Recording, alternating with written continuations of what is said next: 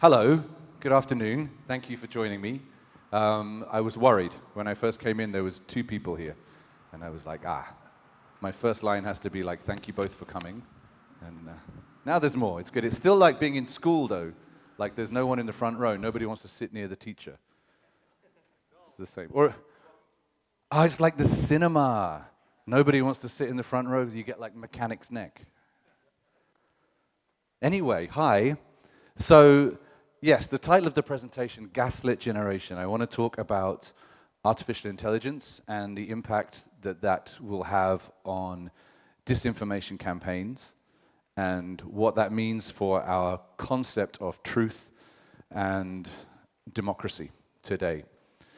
So if you're not familiar with the first word, gaslit or gaslighting, it actually comes from a movie. So it's nice that we talked about the cinema, from a movie from 1940, which was just called Gaslight. Gaslight, 1940. Actually, there was it was a British film, of course, and then the Americans had to make it again, which is what they do with all the British films. They make their own version. They made it again in 1944, but the original was 1940, and it was a story of a husband and wife, where the husband was manipulating the environment around his wife to make her think that she was going crazy. So he was messing with the gas light, making it darker very slowly, a little bit darker, a little bit darker, a little bit darker, and the same with the temperature. And because of the plot of this movie, the term gaslighting has become an expression, and it means psychological manipulation to make someone question their perception of reality, and also to create some kind of dependence on the perpetrator. So you make your victim question their perception of reality, and you make them feel dependent on you because you're changing their reality, but you're reassuring them all the time. So it's a quite nasty psychological manipulation. We see it very often today, gaslighting as a term, actually in abusive relationships. But it's also a term that can be applied to disinformation campaigns as well. Changing the way that we think, changing the things that we believe, and creating polarized societies. We've seen it in my country with Brexit, divided my country down the middle, very violently. We see it in US politics, we see it in a lot of different European politics, and I think we see similar polarization in society here in Taiwan as well. So that's the gaslit part. What about disinformation? What is disinformation? Well, disinformation also has a long past. If you look at the Oxford English Dictionary definition of disinformation, it is false information which is meant to mislead, especially referring to propaganda. And actually, the Russian use of disinformation started with something called a Special Disinformation Office, which was founded by Stalin just before he came to power.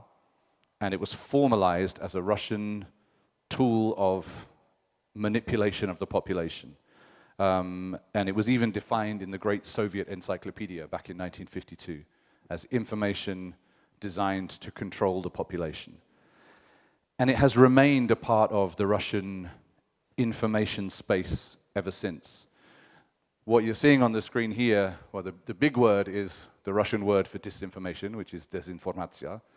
The story goes that Stalin liked this word because it sounded European. It didn't sound Russian, so he could blame somebody else. But they still make great use of it. You can see a screen grab here from a tweet from the Russian embassy in the UK, and there was a video attached to this tweet, and the tweet says that Ukrainian soldiers stopped a car with their weapons drawn.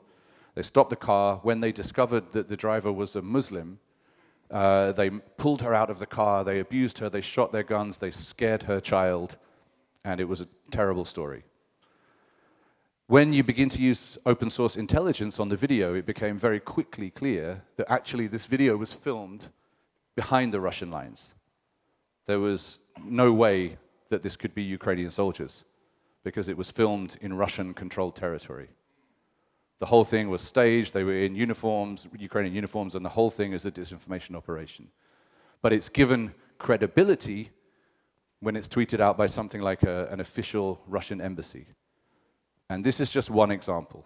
It's a very standard part of Russian information operations. And not just Russia, actually the three main perpetrators of disinformation today online is Russia, China. I was going to say it anyway. You know, after this, I have to go to Hong Kong. I don't know if they're going to let me leave. Russia, so you didn't laugh at that one. You're like, oh yeah, maybe. Russia, Iran, and China. There's the three top countries right now for disinformation online.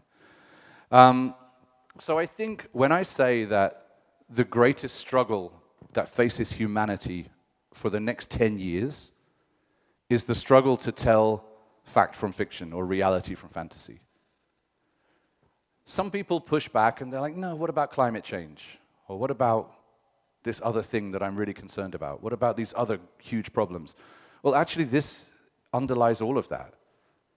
If you can't tell reality from fantasy or fact from fiction, then other people can drive the agenda for something like climate change or immigration or any issue that you care about. Whoever controls the information space controls your opinions. And if we don't know what's real, then we're in big trouble. We spoke about China a second ago. Definitely there are huge and have been ongoing for some time CCP, Chinese Communist Party, disinformation campaigns. This is one example of a long-lasting campaign which is called spamouflage. What you're looking at here is Facebook adversarial threat report for Q3 of last year. And this is the posting frequency for the accounts that they identified as being part of this operation. You can see it's very industrialized. There are some posts in the morning, there's a break for lunch, there's some more posts, there's a break for supper, a few evening posts, and then they go home for the night. And this pattern repeats every day. This is a very industrialized, obviously government-led operation. It's actually the biggest, Facebook called it the most widespread, I have to find the exact quote here, they called it the most widespread information operation across social media platforms.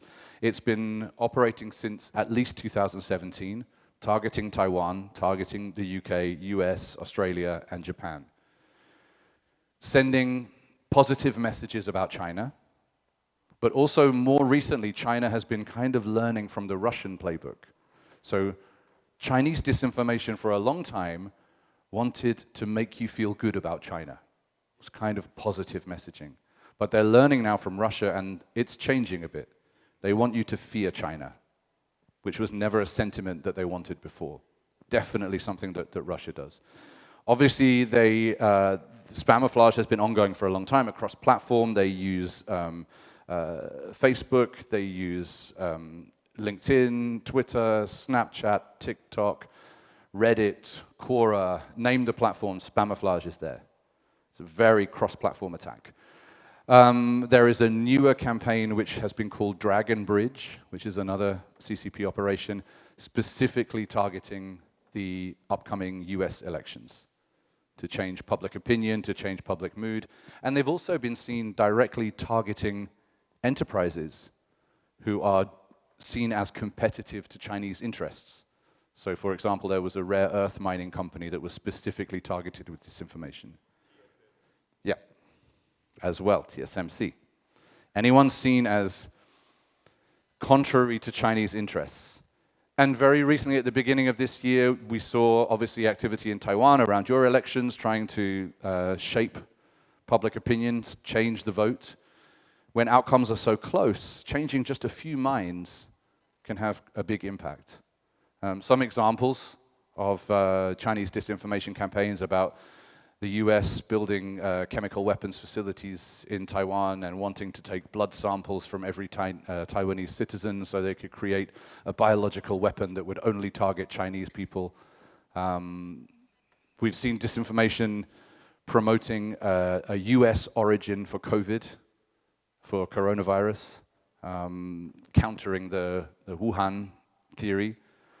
So they're very, very active. And they're not alone. Russia is the same. Russia has a bunch of information operations. The original one was called RRN, Reliable Russian News. But I think after the invasion of Ukraine, putting reliable and Russian together, everyone's kind of like, no. So they changed the name to just RRN and launched some very clever campaigns. Just some names at the top there: Doppelganger, Matryoshka, and Invisible Ink. Doppelganger, they make copies of legitimate websites, pull the copy. It looks exactly like the real BBC, The Guardian, CNN, whatever it might be.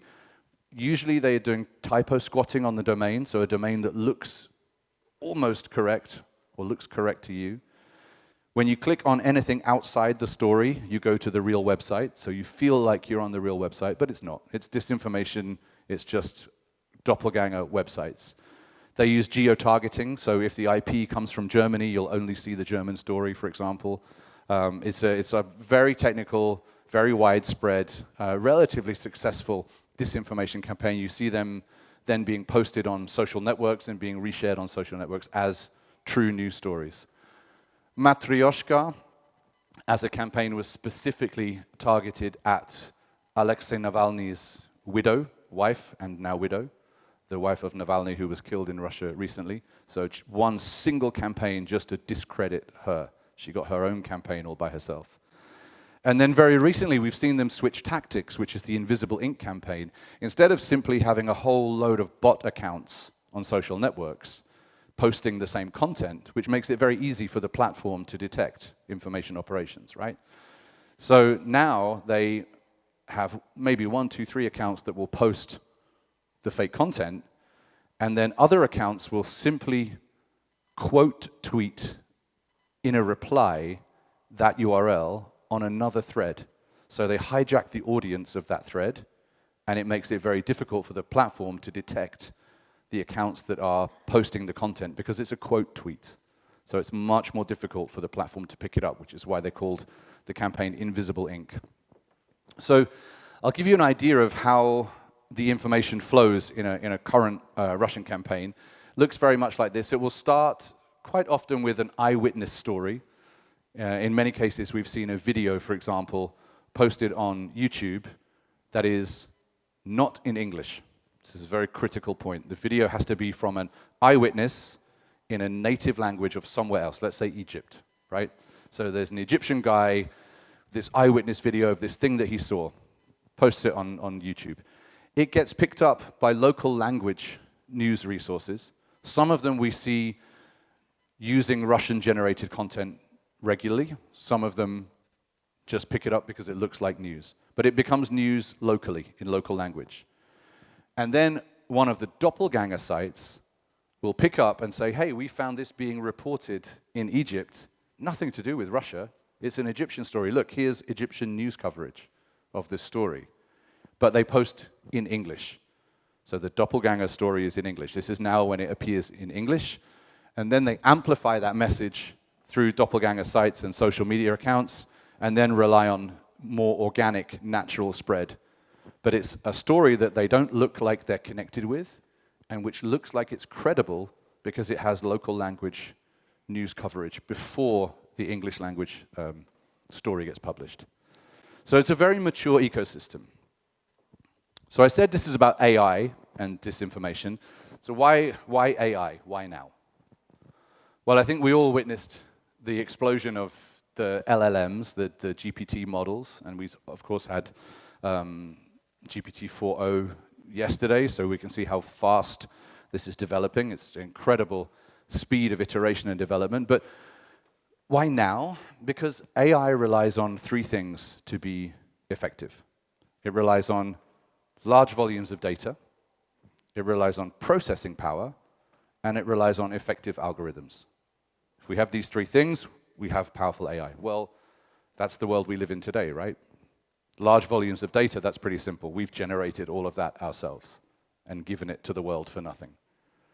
Processing power, well, cloud kind of solved that problem, and NVIDIA kind of solved that problem.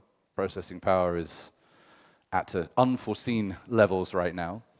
And algorithms, well, we've been working on artificial intelligence since at least the 1950s.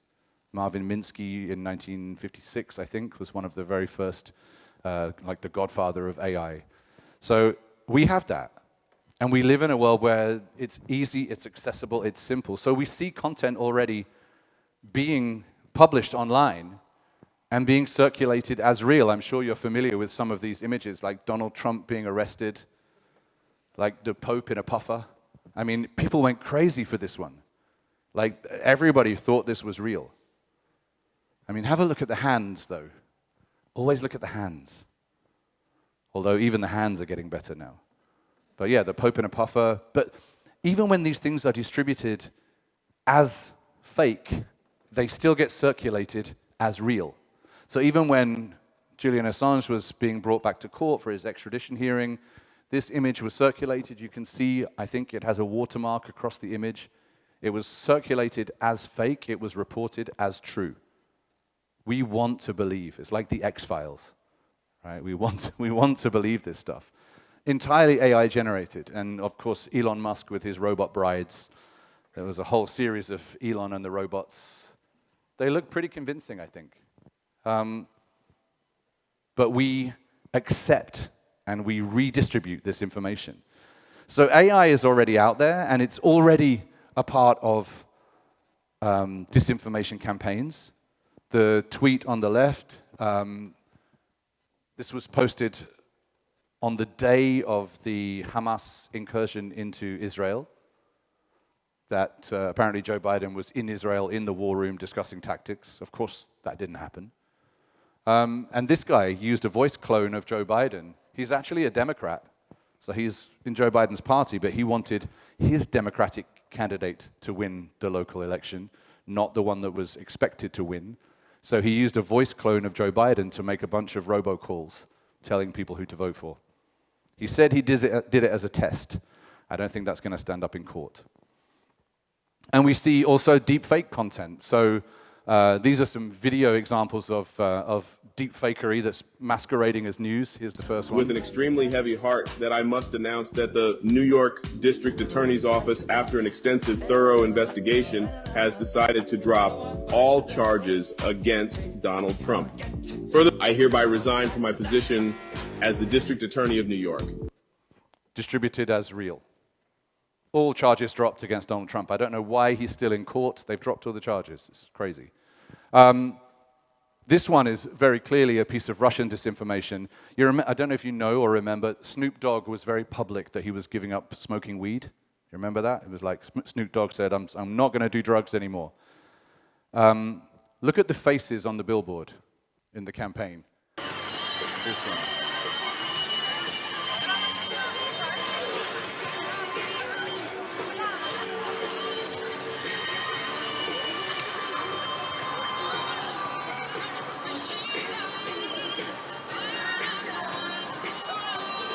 Zelensky. So it's the Russians attempting to influence people's perception of Zelensky. He's a former drug addict. He agreed to participate in this thing. Of course, it's all deep-faked. The whole thing is disinformation and propaganda. So AI already has a place. And in fact, nothing is sacred. Even Taylor Swift. Even Taylor Swift. Nothing is off limits to these people. I mean, this kind of looks a bit weird. But look, the image is watermarked with the Variety magazine watermark. It's designed to fool you.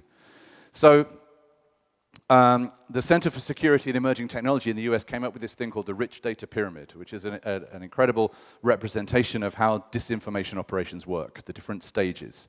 So it starts obviously with reconnaissance. You have to find out everything possible about your target. How will you make your disinformation as effective as it can be? What are the already existing divisions in society or in this particular social group? Where can you stick your lever to get the most impact on your target? Who is who? How old are they? What's their demographic? What are they interested in? Do the research.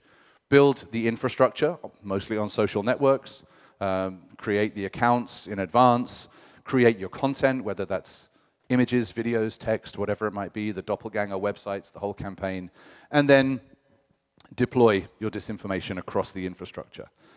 Then there's this concept of the troll patrol. So the troll patrol is actual human interaction. You've deployed your content, and then you will manually go and engage with the content, promote it, and argue with people.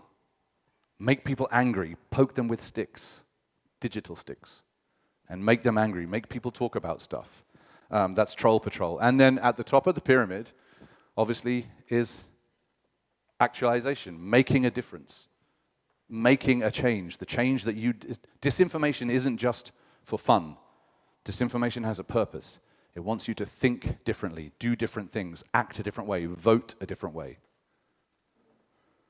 So imagine the impact. Oh, wrong way. Imagine the impact of Taylor Swift on this. No. Imagine the impact of artificial intelligence on that pyramid. Think of any section of that pyramid and what AI would do. AI would absolutely turbocharge every aspect of that, will turbocharge every aspect of that. You want to do your reconnaissance work? AI can do that for you.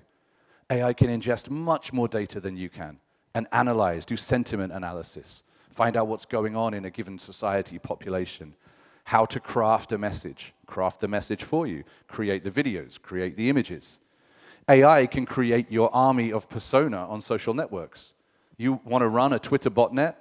If you do it manually, even Twitter will find you. I mean, they're pretty rubbish, but even Twitter will find you if you do it manually. But if you can set your botnet up 2 or 3 years in advance, and you can spend 2 or 3 years posting innocent content automatically using AI, then when you choose to activate those accounts, they are invisible. And they look convincing, they look real. All of that interaction, all the troll patrol stuff, all automated, all AI. This is the world we're heading for very, very rapidly. So what is the future of disinformation? Well, there's other technology all coming into the mix at the same time. So we have all of the AI stuff, but we also have the AR stuff. I don't know if you remember when Google Glass first came out, and you would see people in the street wearing Google Glass, people would call them glass holes. Remember that? The glass hole. I had to come up with a name for people wearing Apple Vision Pro in public. If you see one, they're called brickheads. It works just as well for me.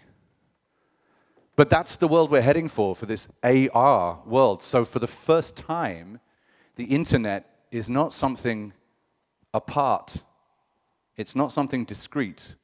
Right now, we go away, we use the internet, we come back to the real world. With AR, the internet is overlaid on our experience of real life all the time. So information operations happen in real time, in your field of vision. You can't trust your own eyes anymore, even that. Because it can literally change the world around you and change how you act and react within that world. So this is like fuel to the fire of the AI revolution is also the AR revolution, which is happening unironically before our eyes. So you look at Apple Vision right now and you think, well, it's kind of clunky, it's a big heavy brick on your head, there's a cable going down to the battery isn't that good. Well, do you remember the first iPhone? That wasn't very good either. Do you remember the first App Store? It just was full of a load of junk. There was nothing that you would really use. I remember I was in Japan very soon after the first iPhone, and the only app that everybody was using was the Zippo lighter. Like you could have your iPhone and do this, and the lighter would open, and there's a flame, and then you close it again. It's nothing, like absolutely pointless. That's the stage we're at with Apple Vision Pro now. This stuff will get smaller. The developer community will get bigger. We'll end up with an Apple Vision Pro contact lens. You won't know when someone's wearing it, when someone's not wearing it. That's the nature of technology. But like I said, it's overlaid on our experience. But even with AI, I mean, where are we today with AI? And what does the future hold? Well, this is me. Who controls the past controls the future. Who controls the present controls the past. That's a quote from 1984, right? I don't know if you've read that George Orwell book. Who controls the past controls the future. Who controls the present controls the past. Except that's not me. I never sat there and I never said those words. That's all AI. Not just the voice, everything. Show you again. Who controls the past controls the future. Who controls the present controls the past. It's a deep fake. It's a voice clone. So it looks like me, it sounds like me. But I didn't just overdub the voice. The whole thing is AI generated. That's where we are today. But it gets worse. 谁控制了过去，谁就掌握了未来。谁控制了现在，谁就控制了过去。 It looks real, right? I don't speak Chinese. 谢谢. But I don't need to. And actually, I question the fact now, my degree was in French. I studied French at university. Looking at OpenAI 4.0 yesterday, is anybody going to have to study anything anymore? Maybe we need to refocus our educational efforts away from learning information and more to processing information. Because we need to develop that understanding of what is real and what is not real. How do we effectively process information? How do we decide what the agenda is? Who is posting this? Why do they want me to repost this? What outcome will there be from me sharing this content? Where did it come from? Can I fact check it? These are things that are really important in school right now. There are some things that we can do as enterprises in terms of strategies. We certainly need a re-evaluation of how we process information. An important aspect that I think has been learned and tested during the conflict in Ukraine is pre-bunking. The difficulty with debunking disinformation is you have to repeat the lie. If you want to say something is false, you have to explain the thing. You have to say the false thing in order to do the debunking. Pre-bunking is much more effective. Explain to your audience what's coming, what it will look like, what kind of messages they can expect to see, how it will be delivered, and how they can react. How can they do that fact-checking? How can they be more selective in consumption of information? There's also a great provision built into the Digital Services Act in the EU, which is aimed at service providers and content providers to work together. So if something is perceived as a systemic threat across multiple social networks, for example, then they're legally obliged to share information and work together to counter that threat. You can do that within enterprises too. You can have verticals within your industry to counter disinformation, to pre-bunk disinformation, to work together. And critically, you need to include disinformation in your threat modeling activities going forwards.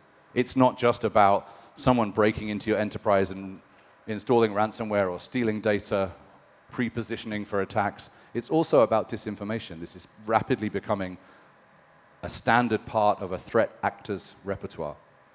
Disinformation can significantly harm your business, and you need to expect it. And I certainly think it's true to say, because we've been saying it for a long time, that we live in a post-truth society, right? That's been kind of a phrase for quite a while. So if we live in a post-truth society, we need a post-trust appreciation of truth. And we need to begin now. So, Michael Jackson, the great philosopher Michael Jackson, said, be careful what you do when a lie becomes the truth, Billie Jean. So the great philosopher me will also say, be careful when they try to make the truth become a lie, because that's the other side of disinformation. There's something called the liar's dividend. When everything is a lie, then the truth is also a lie. When everything can be deep-faked, it's very easy for someone to say, that never happened. False, fake news, it wasn't me. So we have to be vigilant, and we have to work very hard on behalf of our children to make sure they're more equipped to deal with the world that we're giving to them. Thank you very much.